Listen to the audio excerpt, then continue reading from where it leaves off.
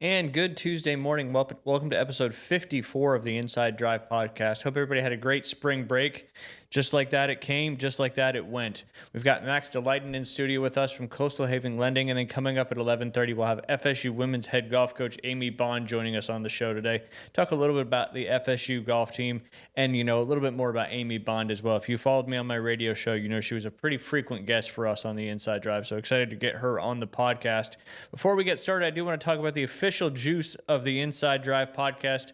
That is Juice and Sunsets. Most people aren't getting the vitamins and nutrients their bodies truly need from everyday foods alone. Busy schedules, processed meals, and depleted soil make it harder than ever to fuel our bodies properly. When your body is undernourished, it can't perform at its best. Energy drops, immunity weakens, and inflammation creeps in.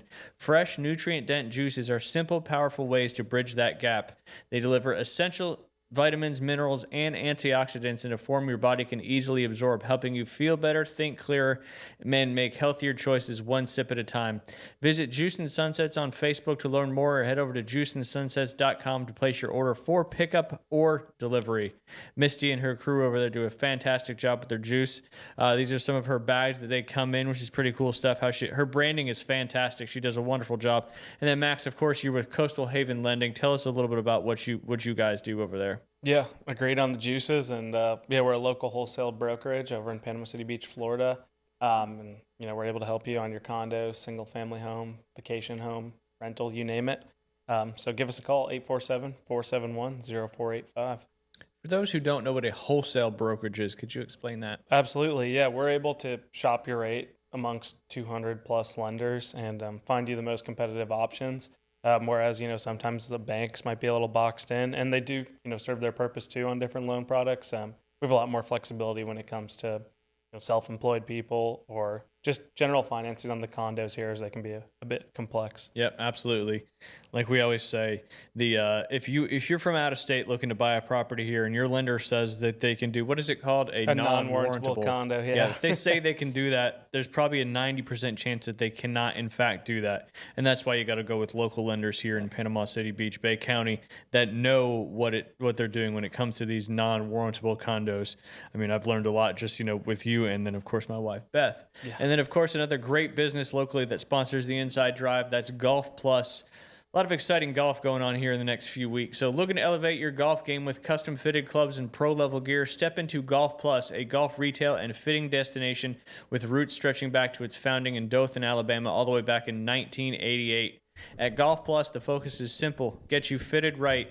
They use industry-leading technology like the Foresight Game Changer 2 launch monitor in not one but two simulators, and advanced shaft matching systems to dial in the perfect club for your swing, whether it's a full new set or just a retrofit of your current clubs. But Golf Plus is not just clubs. Golf Plus is a full-service shop, from expert grip work and loft and lie adjustments to quality repairs and curated selection of top brands. You'll find everything you need to play your best. And now, with its renovated golf shop in Panama City Beach, golfers and locals alike visiting the Gulf Coast can enjoy a premium fitting experience and apparel selection right by the sandy beaches. Whether you're a beginner or seasoned player, Golf Plus delivers personalized service, cutting-edge technology, and gear you can trust. Book your custom fitting or stop by the shop today, because the right equipment can make all the difference on the course. Located in the shops at Edgewater next to Firefly, you can give them a call at 850-249-2726 or head over to golfplusretail.com. As always, got to mention our American Charlie's Athlete of the Week. We appreciate American Charlie's sponsoring the Athlete of the Week for all the local amazing athletes we have here in Bay County. They do a $50 gift card per week. Do want to announce that they are under new management. They have a new menu and a new chef, so get out and check out all the new things there at American Charlie's. They are your favorite American restaurant, conveniently located in the shops at Edgewater next to Rocket Lanes and Firefly. They have great daily specials, private rooms for parties, tons of TVs for all your sporting events, military and first responder discounts. Still have all your American favorites: fried chicken, pot roast, wings, burgers, shrimp, all those classic American dishes. DoorDash is also now available to get your American favorites delivered right to your door. All right, Max, what do you want to start with? We could talk about some NFL updates. I want to start with, I asked you, but I'm not going to let you answer that question. I want to start with did you watch any of that flag football game from this past weekend? I was not. I kind of stumbled across it because I was, of course, scrolling on social media and then saw some posts from it that weren't that long ago. I was like, where is this being played? I ended up finding it on Tubi. They said it was on Fox too, but I never found it on Fox. But did you see any of the highlights or anything? A little bit of it, yeah. It was pretty cool to kind of watch. And I want to take I said previously when this all first was announced that NFL players are going to be able to play on the Olympic team if they made it, of course. Mm-hmm. And I originally said that that's probably what we should do because they're such better athletes. But then after watching USA just absolutely boat race both of these NFL teams, Jake Paul and I Show Speed were on one team too. So it wasn't just NFL players. But the USA flag guys, some of those guys are insanely fast, but what really impressed me was the play calling was pretty special too. But then they have the ability to kind of like almost go all the way down to their knees when they're running, which is just so hard to do. But it drops the level of that flag. It makes it so much harder to pull. You can just see when you play and practice flag football constantly, you're just so much better.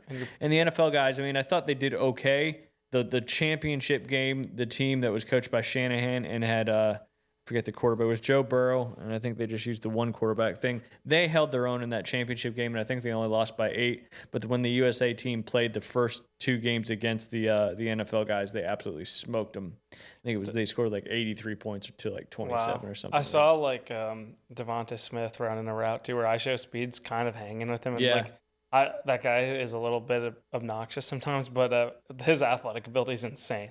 He was pretty much going stride for stride with him, which is.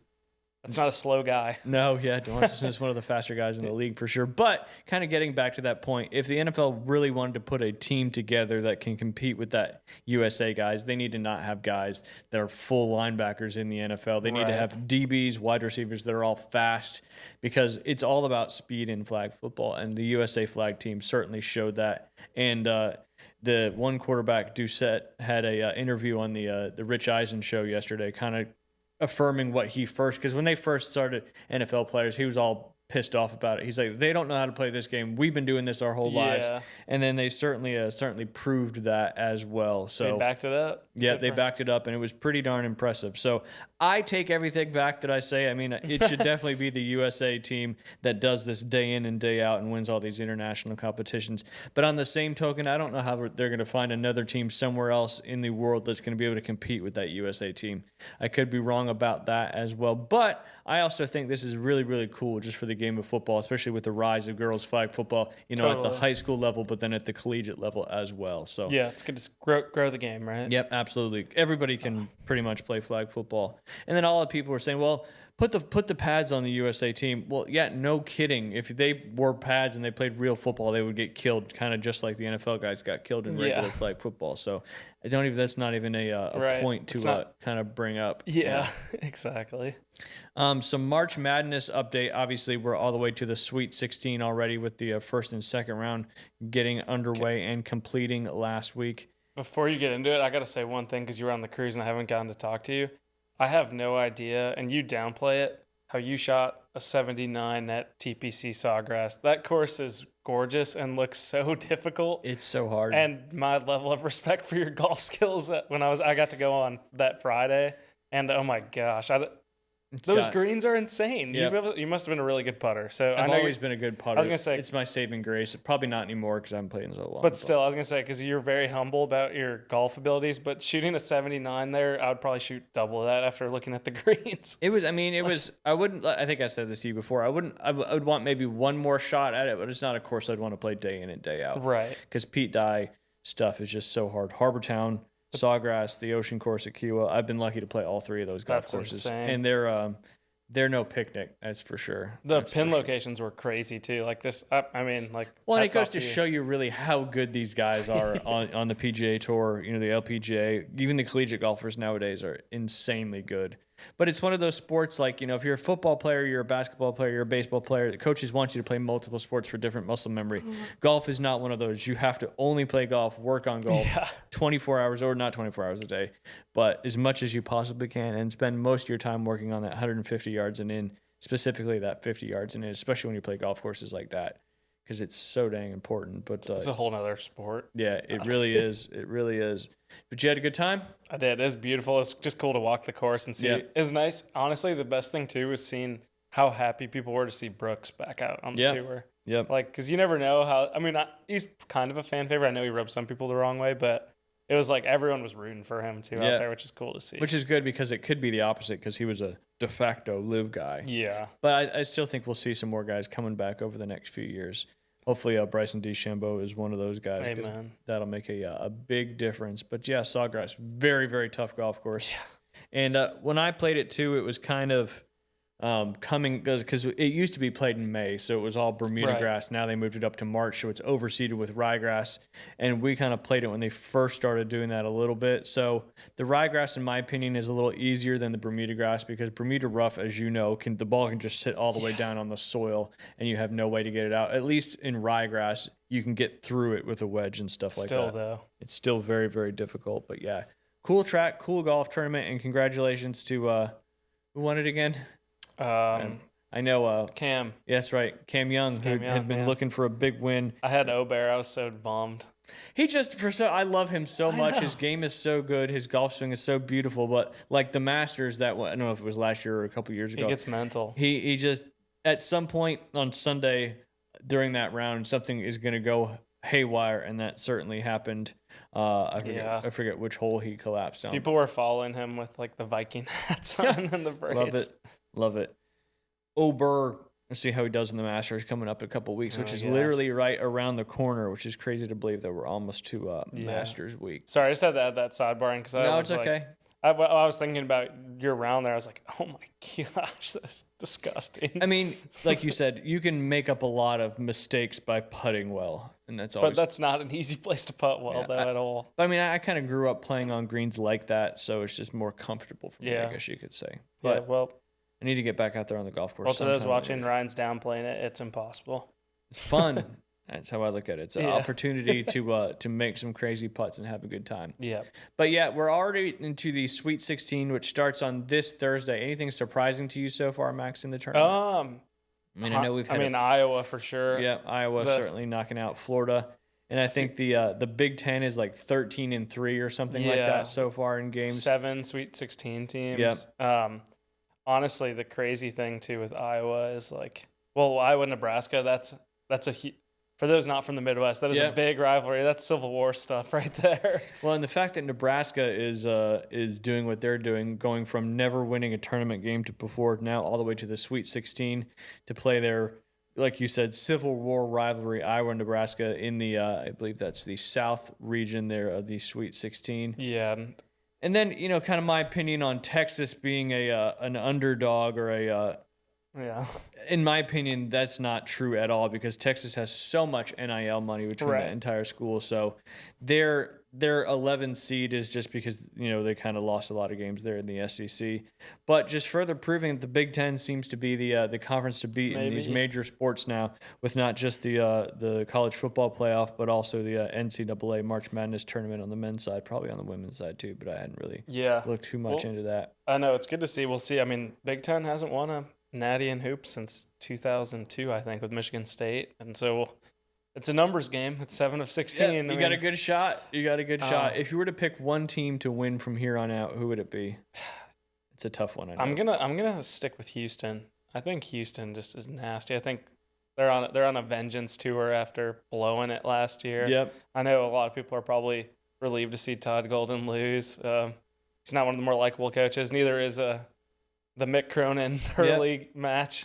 Mick Cronin, being a Big Ten guy, he is just the biggest crybaby. It's never him. It's always need more NIL money, need more guys. Guys what do you are say? hurt. I need 5 million more. Yeah, it's like, dude, grow up. You're also not going to get it at UCLA, which is they're a public institution, aren't they? So they've got all the money that gets funded to them has to be accounted for, watched out for. He's not hurting. I mean, UCLA has a historic, John Wooden, they have the backing, so it's just user error at that point. But code, he just doesn't want to admit it's coaching. But. Another interesting thing was Mark Byington, the Vandy coach, saying how Nebraska is getting like a home game because it was in Oklahoma City, and it's like, man, the SEC the whole SEC tournament was in Nashville. It's like, come on, man, double-edged sword. I didn't hear you complaining then. Exactly. But it's still really not that close. I mean, it's still 7-8 hours, something like that. Yeah, it's not. There? Yeah, it's just regionally, I guess. Yeah. But also, I mean, Arkansas looks good. I'm sure. I mean, Kentucky, it was starting to become like a cycle with Cal and Kentucky getting knocked out, but it's a heck of a lot better than Mark Pope, because if the ref saw Santa Clara's coach calling a timeout, Santa Clara probably knocks it out. And that was tough.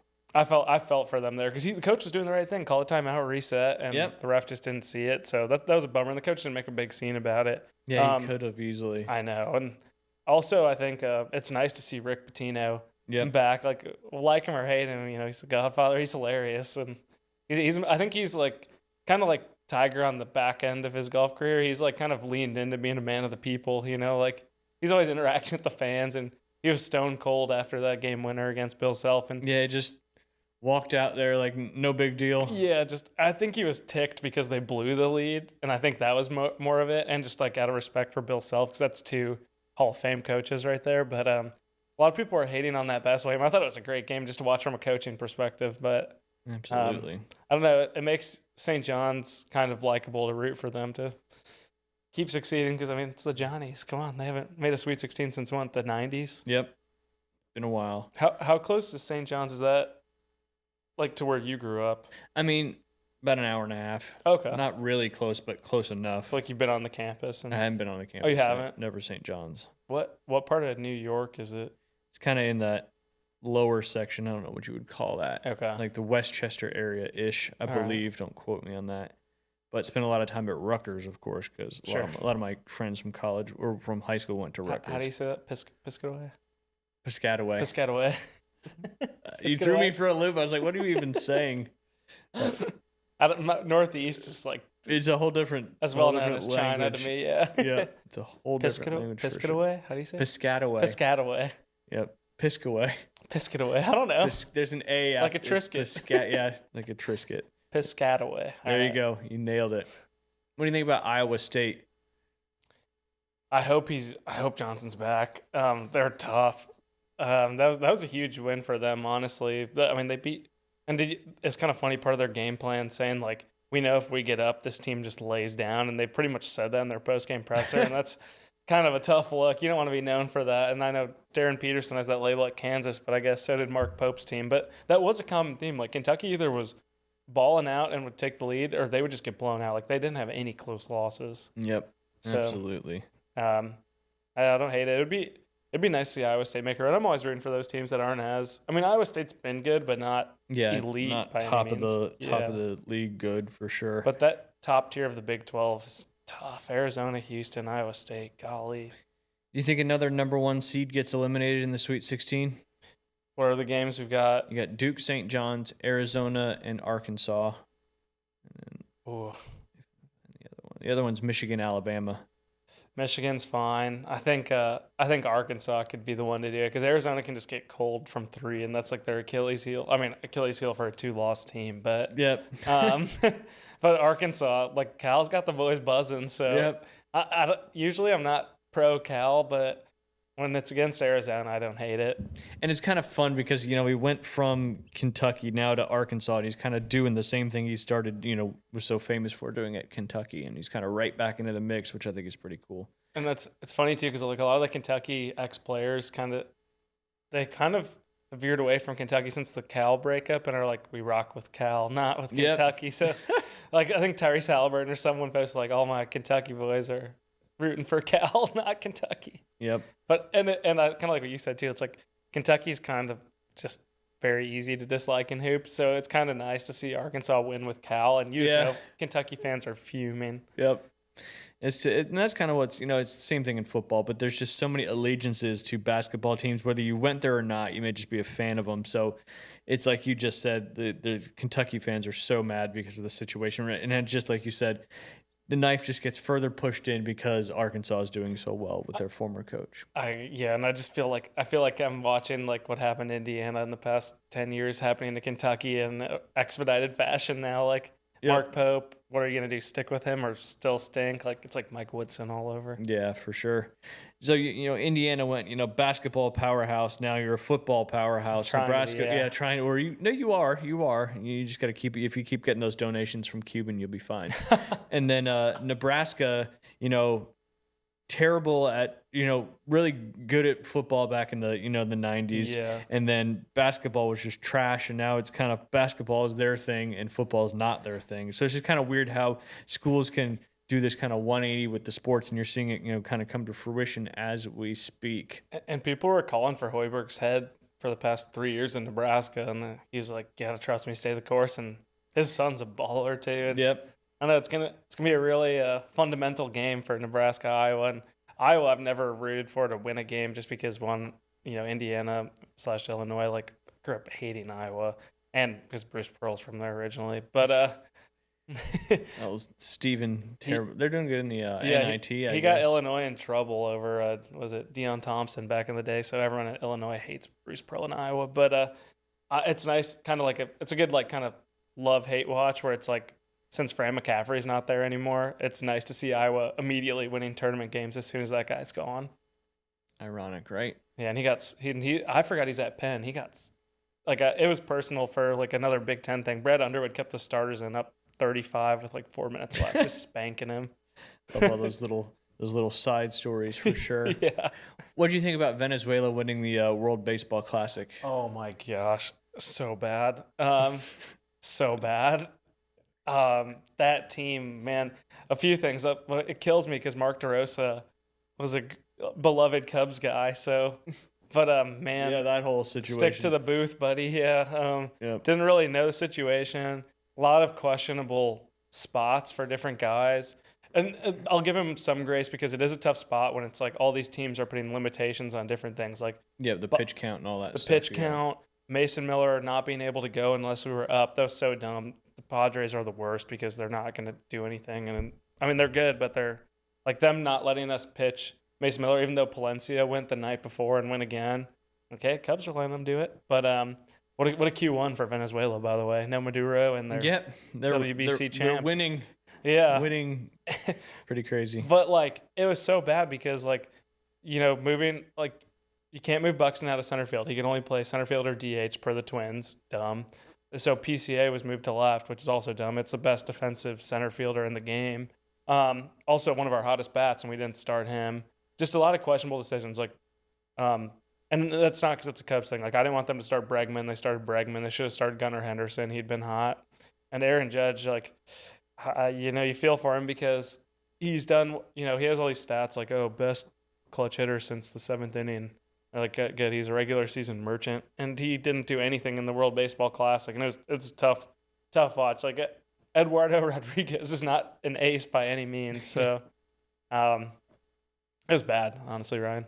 Especially wearing the hockey jerseys, and the biggest loser of it all is Tariq Skubal, like, still showing up, still wearing the hockey jersey, even after throwing like 4 innings and saying like, I'd do anything for these guys. Like, no, you wouldn't. You pitched 4 innings against Great Britain, dude. Like.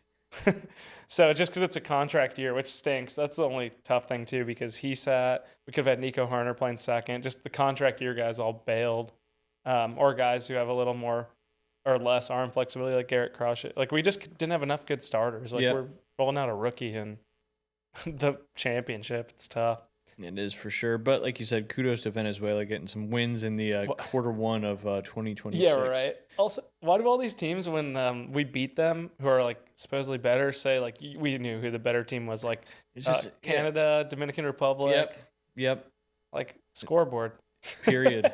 It's just, I don't know why they. Who said it? Was it McKinnon or no? Who said it from Canada? Yeah, Nathan. It was McKinnon. What a disappointment. I like. Yeah, I guess if you're not used to losing, you can be a sore loser pretty quickly. So, someone did like a collage of like the elimination game chokers, and it was like Judge, McDavid, and Josh Allen. Oh, poor Josh always gets lumped into those conversations. I know. Imagine being like a Yankees-Bills fan right now, and you had Josh Allen lay an egg against the Broncos, and then Aaron Judge lay an egg in the World Baseball Classic. I don't want to see some tape measure home run from Aaron Judge on MLB's account in May now. Yep, absolutely. I'm kind of disappointed Hard Rock had all the MLB futures earlier, and now it's gone, but I was able to pull them up because I was going to go through those with you. Did they take them off? They did. I don't know why. Maybe because there's a game today. I have no idea. The first game is tomorrow. I thought it was tonight on Netflix. Oh, really? I thought it's tomorrow for opening day. I believe it's Giants and Yankees tonight, right? Yep, Giants and Dang. Yankees tonight. Oh no, you're right. Tomorrow, Netflix. Dang, you got me excited. I was like, oh, nice one to watch. Well, and that's why I was gonna bring all this up with you because I know you're a baseball guy too. The first game's on Netflix? Yep, Netflix is just capitalizing on everything right now. Live shows, whatever it may be. Yeah, they had the NFL on Christmas, right? Yep. It was like the Chiefs game or something. Yeah. Did they really take features off? Yeah. They did. Which is crazy. But I pulled it up because I had to scramble there while you were talking. So let's start. We'll each pick one, and I'll give you like the this is more for my sake, the 6 top odds in each category. We'll start with the American League MVP. Judge, obviously, favored at plus 185. Bobby Witt Jr. at plus 40. The Big Dumper 7-1, Julio Rodriguez 12-1, Nick Kurtz 15-1, and then Vlad Guerrero Jr. is 16-1. All right, who do you think, Max? Unfortunately, I'm gonna probably go. No, Ryan, that's a good question. I'm gonna chalk obviously Judge, but value Nick Kurtz. I like it. And I'm going to go with the Big Dumper, get his, not revenge, but redemption from not getting it last year. Yeah, he better after his abysmal World Baseball Classic. It was not pretty. All right, the NL MVP. Sorry, I got to keep going back and forth here. All right, Shohei, obviously, heavy favorite at minus 140. Juan Soto at 7-1. Ronald Acuna Jr. at 11-1, Fernando Tatis Jr. 19-1, Francisco Lindor 22-1, and then Corbin Carroll at 25-1. We just got the big contract. You know what? I'll go with the hometown here. I'll go with PCA for the MVP, but also probably I hate the baseball. It's so chalk right now. It's Judge and Ohtani. Yep. Like Ohtani's so good, Ryan. Yeah, he is. He's going to hit 55 bombs. He's going to score like 150 runs for the Dodgers. Steal another 50 bases. Yeah, it's just steal for fun. So it's probably going to be Ohtani, but I'll take PCA for the value. Okay, got it. I'll take Acuna just for S's and G's. Okay. I wonder what's going on, too, because like none of these places have futures up for MLB right now. Yeah, it is weird. Oh, wait. No. Making my life more challenging. All right, we'll go with the AL Cy Young winner. Obviously, Scooball's the favorite at plus 240 in the American League, followed by Garrett Crochet, or is it Crockett? I always say Crochet, but I like Crochet better. Plus 350. Cole Reagans at 12-1. Hunter Brown at 12-1. Max Fried at 13-1. Jacob deGrom at 14-1. Not too crazy there. No. With the separation going from plus 240 to 14-1 as compared to the MVP winners. I guess they're just thinking DeGrom's going to get hurt. No, just give me DeGrom. I just want to root for DeGrom. The AL pitching's bad. That's a bad list. When's Garrett Cole back? Good question. I remember Garrett Cole last year. So there was a strikeout prop for him because you had to play so many games, and they left the strikeout prop on there when he got hurt. So my friend and I and a couple other people jumped in on the strikeout prop because he wasn't going to get it because he was gone for so many, and Hard Rock forgot to take it off. And you got it? And we got it later. But because he came back and he had to pitch so many games, and he ended up pitching the minimum amount of games he needed. So I don't know what happened there with the Hard Rock thing. But, you know, sometimes you get a little goodness every once in a while. So yeah. I'm going to go with Reagan's. That'd be fun. Because you never know. All right. Yeah, I don't think Garrett Cole's back till June or July. Gotcha. That was Tommy, or his UCL, right? Yeah. All right. Now to the National League Cy Young Award winner, Paul Skeens, obviously plus 240. Yamamoto is 5-1. Christopher Sanchez plus 650. Chris Sale 9-1, but he's starting the season on the IR, I believe. Logan Webb 18-1 and Zach Wheeler 18-1. Don't count out Zach Wheeler coming back for that shoulder. I'm gonna take Skeens. I mean, he's so dang good. 1.96 and 1.97 ERA. He had the best stuff too. I know like some of the nerds said that they thought Nate McLean had the best stuff in the World Baseball Classic. It's Skeens for me. He's such a gamer. Yep. We need to get him off the Pirates. Yeah, needs to find another locale. Yeah, seriously. It's almost kind of like you see that occasionally happen where you get these uber talented guys that go to teams that don't really have a shot at winning the World Yeah. Series, and like you feel like their talent. I don't want to say wasted talent, but I think you know what I mean. Yeah. And you see that a lot because the best players are usually going to the worse, more not as skilled teams. Yeah. I'm gonna go with Yamamoto, just Okay. because why not? Maybe he'll have a good year dealing with Otani. Yeah, I had a future on Yamamoto last year. So, what was your future on him last year? Just to win Cy, it was like $10. So it's high odds, but Paul Skeens existed. he's in the MLB. All right, we'll skip manager of the year.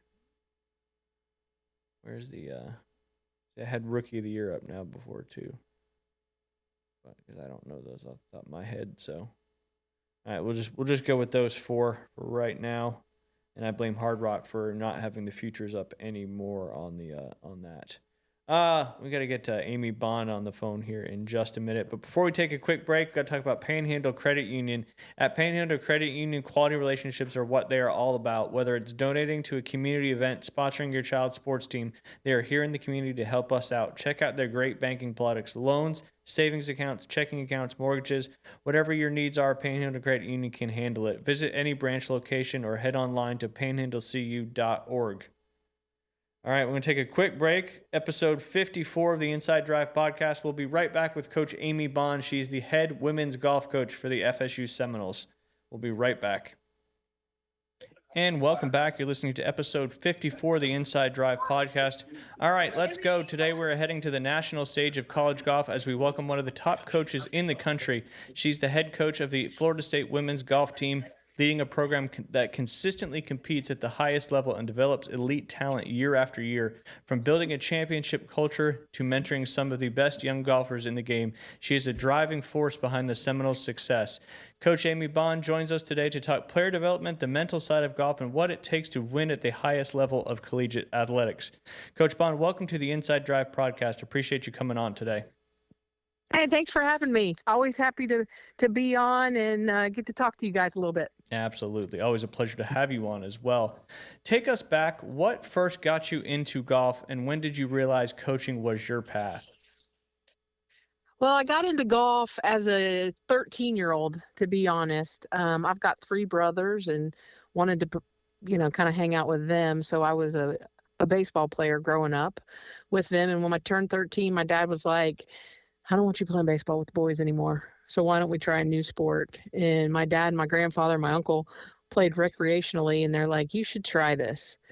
And to be honest, going from a team sport to an individual sport, I hated golf. I mean, you got to be crazy to hit a little tiny ball into a little tiny cup. Yeah. But once that initial shot got over, I realized I could kind of be good at it. So I started playing and got the opportunity to come to Florida State and play golf. They took a kind of a big risk on me. And I decided, I guess, well, 2 years after college, I was playing professional golf, and my coach called and said, hey, would you like to come back and be my assistant? To be honest, I wasn't sure that's really what I wanted to do. As I went to school to be a vet, that quickly changed when golf got good. But she called and said, hey, you want to be my assistant coach? Wasn't making a lot of money. So I thought maybe I could get off dad's payroll and make a little money, at least on the side. So I came back and was a coach and played for 2 years, and then realized the good Lord had it out for me to be a coach and not a golfer. Too many bad days on the golf course. Wasn't making any money. So coaching is what I got into, and now I couldn't see myself doing anything different. Awesome. You've obviously built a strong career over the years. What are some defining moments that shaped you as a coach? I think every day as a coach, I'm shaped in one direction or another. But, early on, I realized that part of coaching is obviously helping others achieve their dreams. So I had to continue to grow as a person and understand that, I needed to be able to listen to other people's views, learn from other people. But at the same time, I needed to really figure out what my coaching philosophy was. And I think the best thing that we do, especially here at Florida State, is we get to know the person, and then we can figure out the player. If we can figure out what makes a player tick, why they play the game of golf, what they love about it, will help not only us be better coaches for them, but also help them become better players. So I think for me, one defining moment was getting our first recruiting class, getting 4 kids, and Matilda Castron, who's playing on tour, Lydia Gum, who's now a college coach. They were 2 players that we convinced in 2013. We convinced them to buy in to help us change the program. And that to me was a defining moment in my coaching journey. Is I got 2 outstanding players, 2 players who became All-Americans, and helped us qualify for our first national championship in 2016. So that was a big one. Another defining moment had to be when Lottie Wode went to world number 1, basically almost 3 years ago now. And that was pretty unique. We hadn't had a player do that before. We had a player do it before, but a very short period of time. Frida Schinholt did it first, but Lottie staying there so long was a defining moment. And then I'd have to say, it's got to be said, the 2025 ACC championship, the first one for Florida State, was a huge defining moment for us. Absolutely. Finally got that after many ACC runner-up finishes, we finally got the win. So all of those are great moments, but certainly defining moments in Florida State golf history in mine. No doubt. Speaking of Florida State golf history, what makes Florida State such a special place to build a women's golf program? I think the biggest thing are the people. The people are the big thing, and we've got one spectacular golf course in Seminole Legacy that Jack Nicklaus put his heart and soul into in 2020 and kind of redid it for us. And our number one recruiting class in 2018 was recruited off of a picture of what this golf course was going to look like. So I think, number one is the people that we're going to surround the players with, and the people that come around Florida State. But the second one and the biggest one is our practice facility and golf course, for sure. Because if you want to live your dreams, Florida State golf is going to give you the opportunity to do that by giving you a great practice facility, a great education, and surrounding you with some pretty darn good people. Absolutely. And that's what it's all about at the end of the day, is that education, growing as a person, and then going and having some fun playing some golf as well. What does the identity of the Florida State women's golf team look like right now? We're young. I am full of freshmen and sophomores. Our oldest player is a sophomore. We've got 5 sophomores and 2 freshmen. So we're on a little bit of a roller coaster ride with that youth, but they're gaining confidence and gaining experience every day. Coming off their second win of the season this past weekend at the Florida State matchup. And Sophia Fulbrook, one of our sophomores, getting her first collegiate win. But our identity right now is one of, some youth, but some pretty special young people who are going to help to continue to keep us on the map in the coming years. Absolutely. Only lots of growth ahead of you. I can feel it. This is something that we've talked about a lot before. When you recruit players, what separates a good golfer from a great teammate? If I recall correctly, we've talked about this in the past, and you recruit teammates more than you recruit good golfers, if I'm correct. You are correct. It's more of the people. Yeah. Again, that, with college golf, we're taking an individual sport and making it a team sport. And for some of our golfers, it's the first time they've ever been on a team. So I'm looking at the personalities of the players. I don't actually make a decision on a player until I bring them on campus and put them around their teammates. I want to see how they act, see if they spend the whole time on their phones, the questions that they ask, those kind of different things. I don't care if you're the number 1 ranked amateur in the world or the number 1 ranked junior in the world. If you're a jerk, I'm not going to recruit you. Yep. If you're defacing golf course property by slamming a golf club or cussing and things like that, making a spectacle of yourself, I don't want you. Yep. I also want you to respect your parents and your playing partners. So golf is a game of honesty, integrity, and respect. And that's what I'm looking for. I'm looking for good people who I can turn into great golfers. I like that. Um, That should be on a and who are willing to t-shirt. work hard. Work ethic is the number one. That's something you can't teach. Uh, Players got to want it, and golf is really hard, and you got to spend a lot of time. So I'm going to look at work ethic and personality. Yep. Well, that kind of goes with this question. What are some of the non-negotiables in your program? I think you just mentioned those, so we can pass through that one. How do you balance developing elite individual players while still building a strong team culture? I think, again, it goes down to getting to know each player. If I know what makes them tick, I can help them.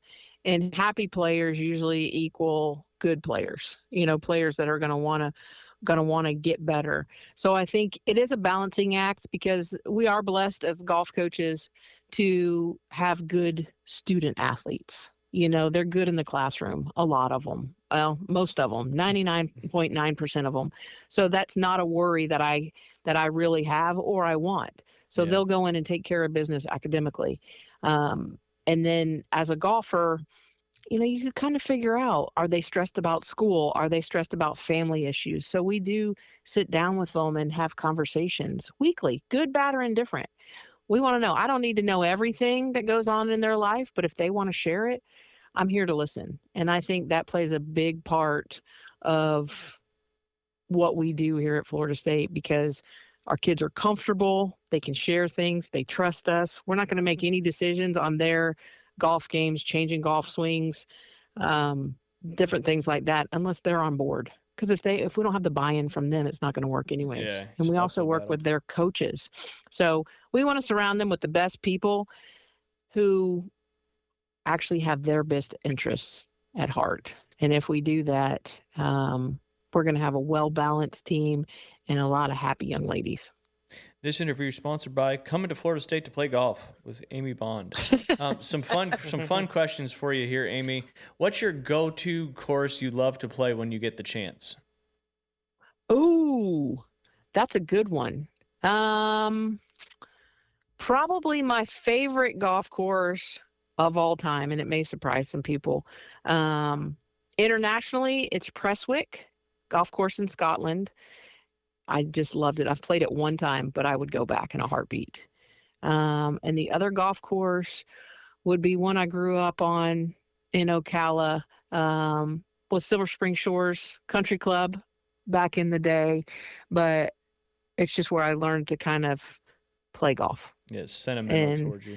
yeah, sentimental value. Of course, the dream course would be Augusta National. I've walked around it many Yeah, I times, was gonna but say never had the you've been on opportunity it to a play bunch of it. times to watch your players play, but the fact that you still haven't got the chance to play it yet is we got to make that happen for you, and I'll come along with you as well.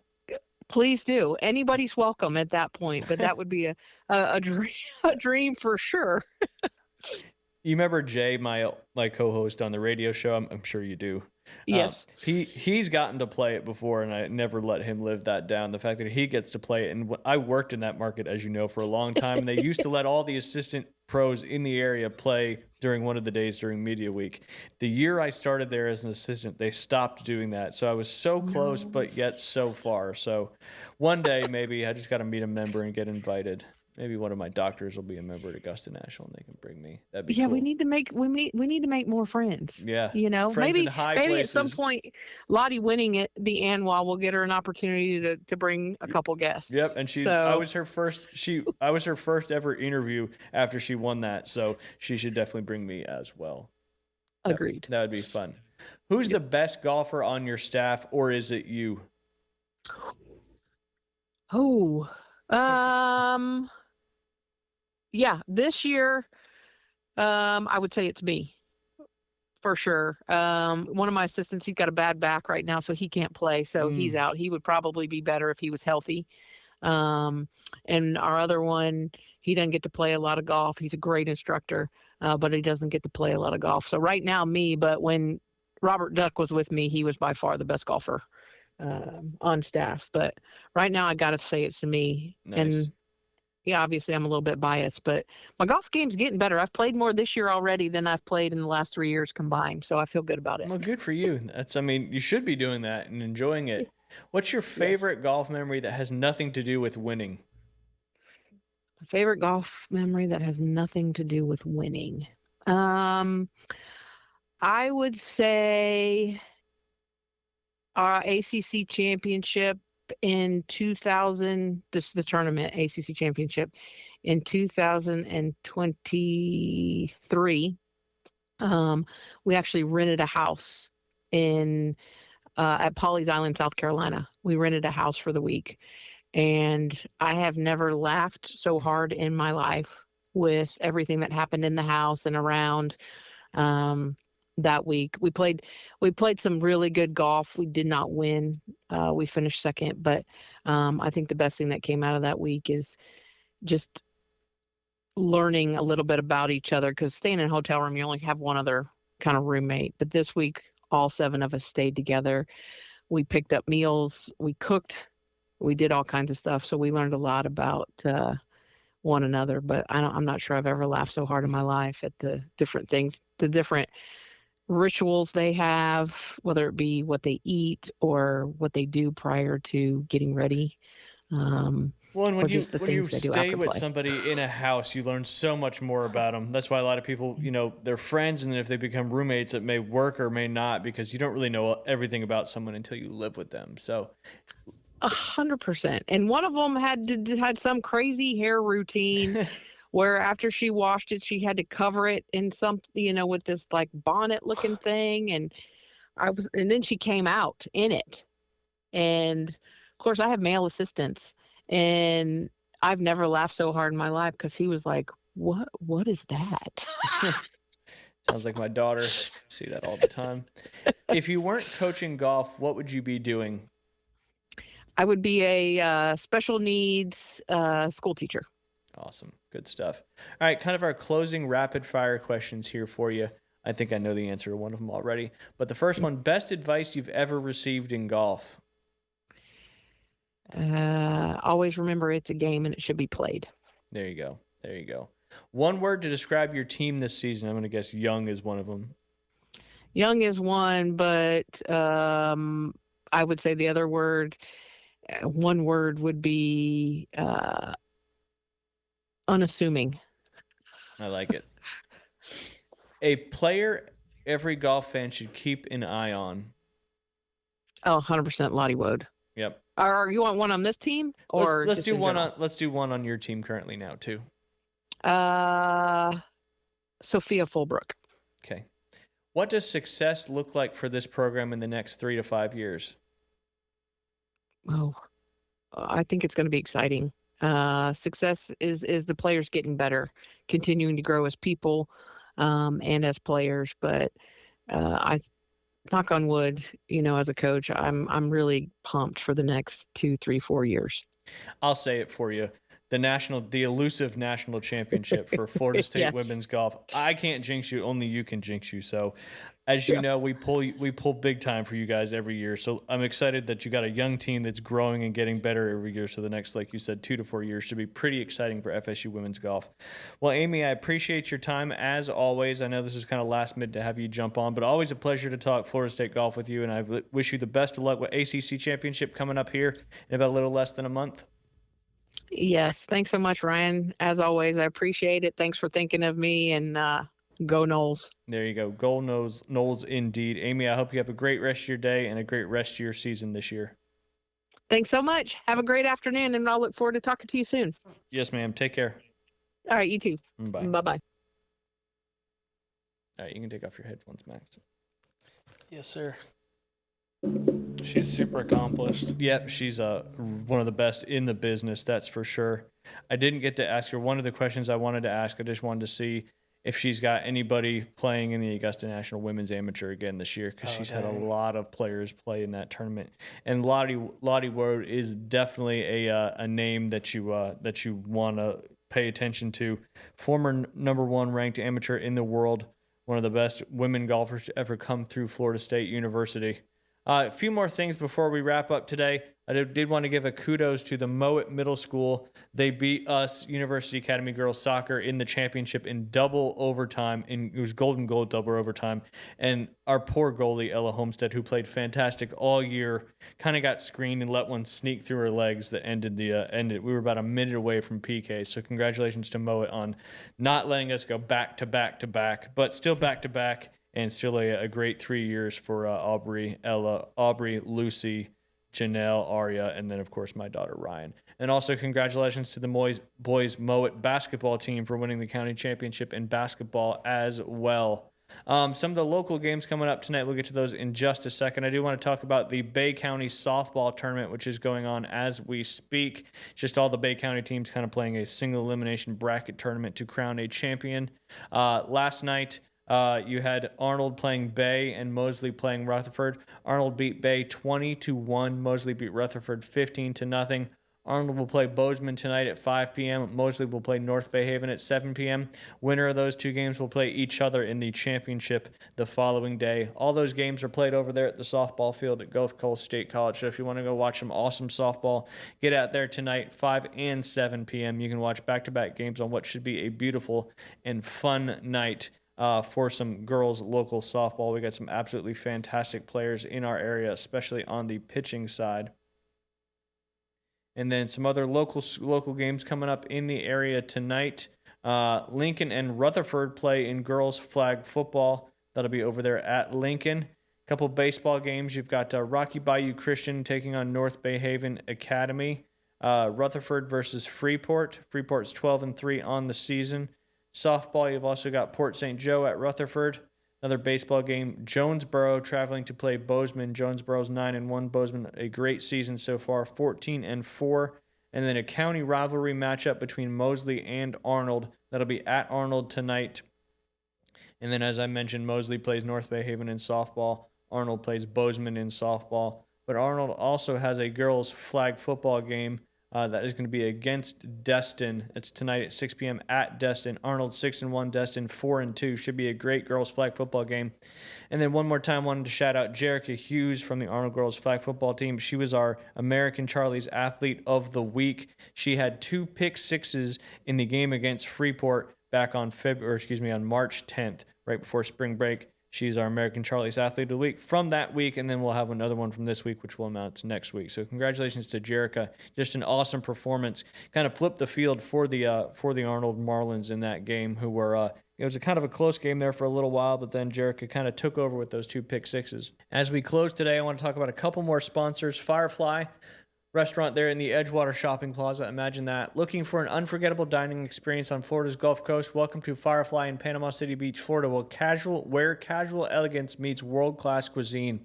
Whether you're celebrating a special night out or just want phenomenal food with a seaside vibe, Firefly delivers. From award-winning fresh Gulf seafood and perfectly seared steaks to world-class sushi bar and signature cocktails, every dish is crafted with passion and flair. Step inside and you'll find an atmosphere that's warm, welcoming, and refined. Ideal for date night, celebrations, or simply savoring an evening with friends. With an ever-evolving menu and dedicated service staff, Firefly is more than dinner. It's an experience. Make your reservations today and taste why Firefly is one of the top dining destinations in Northwest Florida. Visit their menu online, enjoy coastal favorites, and become part of the tradition. Firefly, located in the shops of Edgewater. Book now at fireflypcb.com and dine with distinction. Before we finish up here on the Inside Drive podcast, we've got to shout out one of our newest sponsors, the Back Nine in Panama City Beach. If you love golf, this place is unreal. They've got state-of-the-art indoor golf simulators where you can play some of the most iconic courses in the world and get real data on your swing. And the best part, they are open 24 hours a day, 7 days a week, so you can grind on your game anytime you want. Even better, check out their memberships, unlimited tee times, 24-hour access, bring your buddies, plus discounts on merchandise and events. Founding memberships are currently on sale, which include lifetime discounts. Rain or shine, day or night, the Back Nine is the spot to play. go find the Back Nine PCB on Facebook or head to the back9golf.com/Panama City Beach, Florida to book your bay today. Soft opening is scheduled for April 6th. They are located in the Magnolia Plaza off Navy Boulevard next to Publix. Join now and be a part of the new way to play golf. And of course, don't forget to subscribe, like, follow on YouTube, Facebook, all the major podcast networks. Anywhere you get your podcast, the Inside Drive is there. Max, appreciate you coming on. One more time, Coastal Haven Lending. Tell them what you guys do and how they can get in touch with you. Local mortgage brokerage. Reach out for condo loans, single family, you name it. Happy to help. 847-471-0485. There you go. Max Delighten and his team with Coastal Haven Lending. Always enjoy having you on the show, Max. Thanks. We'll talk a little bit more about baseball next time. You jump on here. We'll be in the thick of it. Yeah. Yep. Season gets started tomorrow. It's here already. That means the March Madness is winding down, and it also means the Masters is right around the corner. All these things kind of coincide with one another. Again, appreciate y'all tuning in. Episode 49 of the Inside Drive podcast. We'll be back on Thursday with both David Hayes and Jay Hanley to talk a little bit about what's going on in the sports world and, of course, all of our fun, crazy Florida man stories as well. Appreciate y'all tuning in. Have a great rest of your Tuesday. Get out and watch some local sports, and we'll see y'all on Thursday.